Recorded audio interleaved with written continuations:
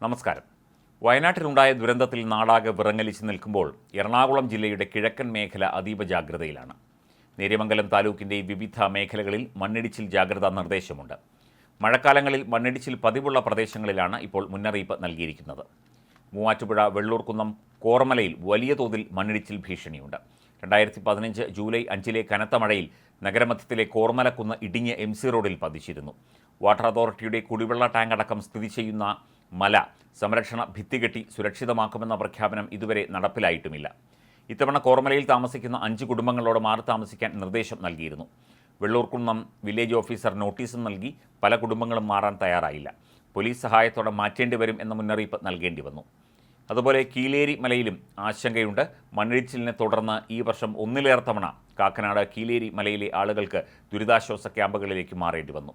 മഴ മാറി എന്ന ആശ്വാസത്തിൽ ക്യാമ്പുകളിൽ നിന്ന് വീടുകളിലേക്ക് മടങ്ങിയവർ ദിവസങ്ങൾക്കുള്ളിൽ വീണ്ടും തിരിച്ചെത്തി. ജൂൺ മാസത്തിലും ഇവിടെ മണ്ണിടിച്ചിലും മരം വീഴ്ചയും ഉണ്ടായി. 27 കുടുംബങ്ങൾ ഉണ്ടായിരുന്ന ഇവിടെ 13 കുടുംബങ്ങളാണ് ഇപ്പോഴുള്ളത്. പുനരധിവാസം എന്ന ഇവരുടെ ആവശ്യത്തിന് നാളുകളുടെ പഴക്കമുണ്ട്. കുട്ടമ്പുഴ വനമേഖല മഴക്കാലത്ത് ഉരുൾപൊട്ടലും മണ്ണിടിച്ചിലും പതിവാണ്. വനത്തിനുള്ളിലായതിനാൽ ജനങ്ങൾക്ക് പ്രശ്നമുണ്ടാകാറില്ലെങ്കിലും താഴെയുള്ള പുഴകളിൽ ജലനിരപ്പ് കുതിച്ചുയരും. കിഴക്കൻ മേഖലയിലെ 46 ഏക്കർ കോളനിയിൽ 2016 വലിയ വിള്ളലുണ്ടായെങ്കിലും അത് മൂടിപ്പോയെന്ന് റവന്യൂ വകുപ്പ് പറയുന്നു. മണ്ണിടിച്ചിൽ സാധ്യതാ മേഖലകൾ ഇവയൊക്കെയാണ്. 2021 റിപ്പോർട്ട് പ്രകാരമാണ് ഈ ഒരു പട്ടിക.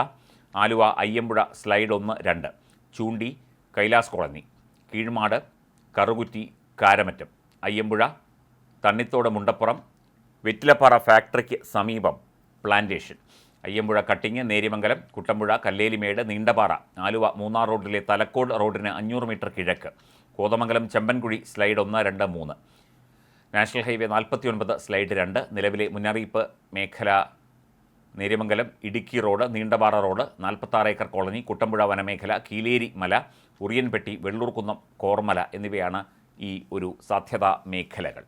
അതുപോലെ എറണാകുളം ജില്ലയിൽ മാത്രമല്ല, ഇടുക്കി ജില്ലയുടെയും കോട്ടയം ജില്ലയുടെയും മലപ്പുറം ജില്ലയുടെയും ഒക്കെ വിവിധ പ്രദേശങ്ങളിൽ ഇത്തരത്തിൽ മണ്ണിടിച്ചിലും ഉരുൾപൊട്ടലും ഒക്കെ തന്നെ പലപ്പോഴായി ഉണ്ടായിരുന്നു.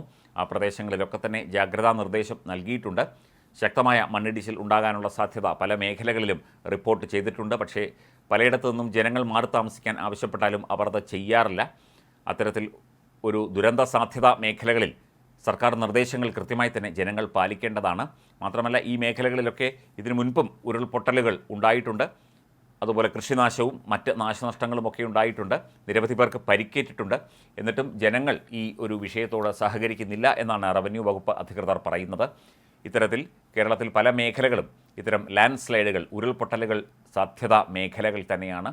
അവിടെയൊക്കെ തന്നെ വലിയ ഉരുൾപൊട്ടലിനുള്ള സാധ്യത പ്രവചിക്കപ്പെട്ടിട്ടില്ലെങ്കിലും നേരിയ തോതിലുള്ള ഉരുൾപൊട്ടൽ സാധ്യത ഇവിടെയൊക്കെ തന്നെയുണ്ട്. കോട്ടയം ജില്ലയുടെ കിഴക്ക് പ്രദേശത്തൊക്കെ തന്നെ വ്യാപകമായി ഉരുൾപൊട്ടൽ ഉണ്ടാകുന്ന സ്ഥലമാണ്. അവിടെയൊക്കെ തന്നെ ജാഗ്രതാ നിർദ്ദേശം ഇപ്പോൾ നൽകിയിട്ടുണ്ട്. വയനാട് ദുരന്തം ഒരു പാഠമായി എടുത്തുകൊണ്ട് കൃത്യമായ സുരക്ഷാ ക്രമീകരണങ്ങളും അതുപോലെ തന്നെ അധികൃതരുടെ നിർദ്ദേശങ്ങളുമൊക്കെ പാലിച്ചുകൊണ്ടുള്ള മുൻകരുതലുകളും എടുക്കണം എന്ന ആവശ്യം ശക്തമാവുകയാണ് ഈ പ്രദേശങ്ങളിലൊക്കെ തന്നെ. ഇവിടെയൊക്കെ പെട്ടെന്ന് ഉരുൾപൊട്ടൽ ഉണ്ടായിക്കഴിഞ്ഞാൽ പ്രത്യേകിച്ച് ഒന്നും ചെയ്യാൻ സാധിക്കാത്ത മേഖലകളാണ്. അവിടെ നിന്ന് മാറി താമസിക്കുക മാത്രമേ ഉള്ളൂ ഒരു മാർഗം. ആ രീതിയിൽ വേണം കാര്യങ്ങൾ മുമ്പോട്ട് കൊണ്ടുപോകാൻ എന്ന ഒരു അഭിപ്രായമാണ് പൊതുവെ ഉയരുന്നത്. വയനാട്ടിൽ വൻ ദുരന്തമാണ് ഉണ്ടായത്. കേരളം കണ്ടതിൽ വെച്ച് ഏറ്റവും വലിയ പ്രകൃതി ദുരന്തം എന്ന് വിശേഷിപ്പിക്കാവുന്ന ദുരന്തമാണ്, ഉരുൾപൊട്ടലാണ് മുണ്ടക്കയിൽ ഉണ്ടായത്. നിരവധി പേരാണ് മരിച്ചത്, നിരവധി പേരെ കാണാതായി. രക്ഷാപ്രവർത്തനവുമായി ദൗത്യസംഘം മുന്നിലുണ്ട്. കുടുങ്ങിക്കിടക്കുന്നവരെ പലരെയും കഴിഞ്ഞ ദിവസം രക്ഷപ്പെടുത്തിയിരുന്നു. ഇനിയും പലയിടത്തും പലരും കുടുങ്ങിക്കിടക്കുന്നുണ്ട്. അവരെയൊക്കെ രക്ഷപ്പെടുത്താനുള്ള ശ്രമങ്ങൾ മുണ്ടക്കയിൽ തുടരുകയാണ്. സൈന്യത്തിൻ്റെ ബെയിലി പാലം പണി പൂർത്തിയാകാറായി. ഇന്ന് ഉച്ചയോടുകൂടി അത് സർവ്വസജ്ജമാകും. അതിനുശേഷം രക്ഷാപ്രവർത്തനം കൂടുതൽ ഊർജിതമാകും എന്നാണ് പ്രതീക്ഷിക്കുന്നത്.